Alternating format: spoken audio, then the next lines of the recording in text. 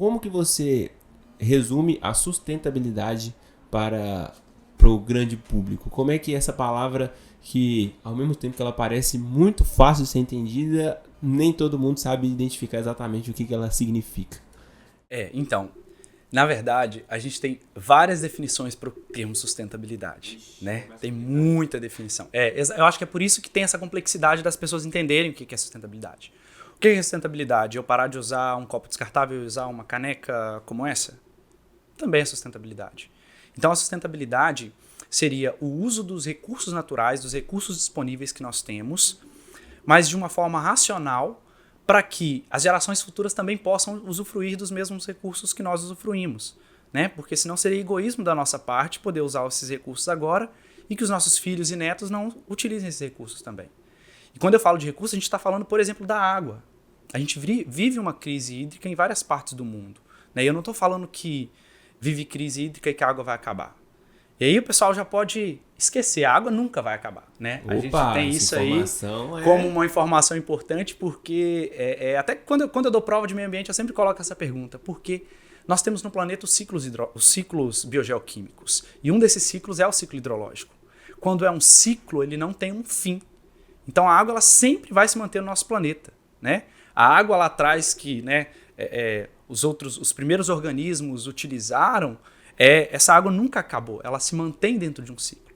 Ah, mas por que tem lugar então que está vivendo crise hídrica? Nós estamos falando de escassez de qualidade de água. Aí sim, nós podemos ter o esgotamento de qualidade de água. Nós temos uma discussão entre qualidade e quantidade de água. Quantidade a gente não perde por causa desse ciclo. Por que tem lugar que chove mais e chove pouco? Aí é questão climática, né? Não tem a ver com o ciclo hidrológico. E aí esse ciclo hidrológico ele mantém a água no nosso planeta, né? Só que quanto mais impactos ambientais, quanto mais substâncias químicas e tóxicas a gente adiciona na água, mais esse ciclo vai estar contaminado. Então chega um momento que a gente não tem água. A nossa água disponível hoje para o consumo já é baixíssima, cerca de 2% da água total é água doce que a gente pode utilizar. O restante é água salgada, né, nos oceanos e água congelada nas geleiras. Então, de 100% de água que a gente tem, 2% é o que a gente usa hoje, aproximadamente. Isso é preocupante, né? Extremamente preocupante. Já porque foi quanto já essa porcentagem? assim, não muda muito de eras, sabe? A gente teve, assim, em 100 anos, 150 anos, uma mudança de 3% para 2%. Ah, entendi. É porque como eu falei, como tem o ciclo hidrológico, a gente tem essa quantidade de água. Só que a gente precisa preservar esses 2% para que esses 2% mantenham uma qualidade. Então, por exemplo, se a gente adiciona substâncias tóxicas na água, mas eu não adiciono nenhuma substância tóxica na água, eu vivo na minha casa, não trabalho numa empresa química, Se você lava a sua vasilha com detergente, você está adicionando substância tóxica na água. Né? Então é muito mais complexo do que a gente pensa. Então, como você falou, não é que tem que fazer parte do dia a dia, faz parte do nosso dia a dia. As nossas ações contribuem com os impactos ambientais mais do que contribuem com alternativas e soluções para a sustentabilidade, por exemplo. Então, sustentabilidade é eu viver a minha vida hoje, mas de uma forma com que eu consiga garantir com que as gerações futuras também vivam daquela forma. Por que a gente fala em petróleo? A gente precisa reduzir o consumo do petróleo, que é um combustível fóssil, porque a gente vai esgotar essa fonte. O petróleo ele é um recurso natural não renovável. Ele não se renova ao longo do tempo como a água que tem um ciclo. Entendi. Então o petróleo sim, o petróleo pode acabar um dia. Porque a gente tem reserva, vai acabar um dia. Né? A gente tem reserva para ele. E quanto mais a gente usa, menos tem. Então tem até alguns documentários que falam, né, o mundo sem petróleo, e a gente vê como que é difícil, porque essa mesa, né, os materiais que nós estamos usando aqui na sala, vários deles têm derivados do petróleo. Né? O plástico em si é um derivado do petróleo. Então, a gente agir de forma sustentável hoje, no que a gente está vivendo, é, por exemplo, substituir o uso do petróleo por outras fontes de energias, como a energia solar, a energia eólica, né, a energia de biomassa. Então, a sustentabilidade ela vai depender do cenário, ela vai depender do local onde você está. Eu posso ter sustentabilidade nessa sala, durante esse podcast, a gente pode ter várias ações aqui que contribuem com a sustentabilidade. Por exemplo, eu usar as canecas ao invés de usar o copo descartável. Por exemplo, eu estar usando lâmpadas de LED ao invés de usar lâmpadas incandescentes. Né? Por exemplo, colocar o ar-condicionado numa temperatura ideal para que a gente não tenha gasto excessivo de energia. Então são várias possibilidades de trabalhar a sustentabilidade.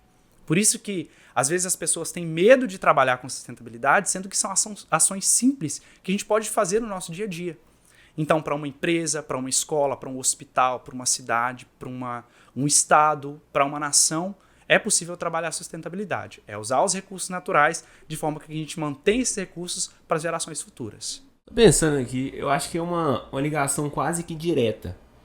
Se você opta por uma vida sustentável, automaticamente a sua vida se tornará menos custosa ou mais barata, ou nem sempre é proporcional a isso? Bom, Por exemplo, você falou da caneca. É muito mais econômico que eu mantenha uma caneca do que eu manter um copo descartável. Porque terão que renovar outros copos. A temperatura do ar-condicionado, a quantidade de água que você usa ao tomar banho, a temperatura do seu chuveiro. Ou seja, dói no bolso e dói no meio ambiente. Esses exemplos. E quais exemplos que não seriam diretamente ligados? eu acho que você deu um exemplo assim, certeiro. E eu falo que é certeiro, mas ao mesmo tempo, a sustentabilidade também precisa de recurso. E eu falo isso com o exemplo próprio de já ter trabalhado no setor público, coordenando o setor de meio ambiente. E o meu gestor, no caso, ele achava que o setor que não precisava de dinheiro era o meu setor. Porque ele falava, ué, mas não é sustentabilidade? Então faz com material reciclável. Então, e não é assim. A gente também precisa de recurso. A gente busca, com os recursos iniciais, reduzir os custos, porque, por exemplo, se eu for trabalhar, pensa só, a gente tá na moda aí trocar a energia elétrica por energia solar. Para eu implantar um sistema solar, eu vou ter que pagar. Então eu preciso de recurso. E às vezes eu pago um valor que, inicialmente, para uma pessoa é alto. Você fala, nossa, eu vou pagar, não sei, 30 mil reais para colocar umas placas solares na minha casa, sendo que eu pago 200 reais de energia por mês. Só que isso vai ser diluído a longo prazo. A sustentabilidade é isso. Esse exemplo que você deu dos copos é muito bom, porque às vezes fazer uma caneca dessa custa o dobro ou o triplo de comprar um saco de copo descartável. Que você teria o quê? 100 copos. Mas pensa isso ao longo do tempo. Durante um ano, quantos sacos de copo descartável você não vai precisar comprar por ter uma caneca? Né? Já implantei alguns projetos de substituição em academia de copo descartável por garrafas, né? Então, inicialmente, o gestor, o dono, ele não queria. Nossa, eu vou ter que comprar garrafa para todo mundo. E eu falei, você vai comprar garrafa uma vez para todo mundo, você não vai precisar comprar mais copo descartável. E se a pessoa não trouxer a garrafa dela, ela não vai tomar água.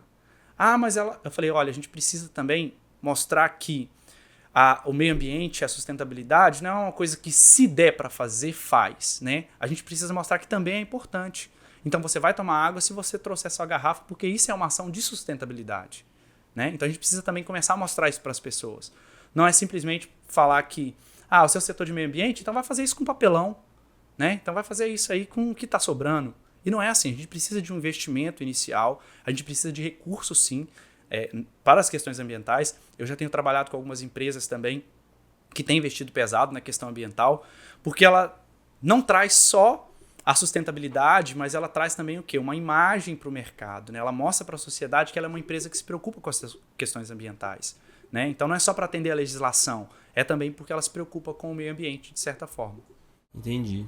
E, cara, eu acho que essa é uma maneira importantíssima, sim, para fazer com que, pelo menos o brasileiro, se movimente em relação à sustentabilidade. Porque se você falar que é por causa do meio ambiente ou para gerações futuras, vou seguir minha vida.